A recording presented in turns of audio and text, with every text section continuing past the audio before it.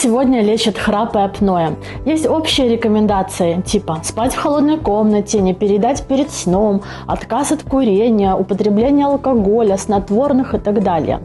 Более конкретные методы лечения – это позиционное лечение, сон на боку с помощью позиционера, сон на клиновидной либо треугольной подушке, индивидуальная КАПа от храпа, консультация лор-врача и решение вопроса о хирургическом лечении храпа и апноэ, либо СИПАП-терапия.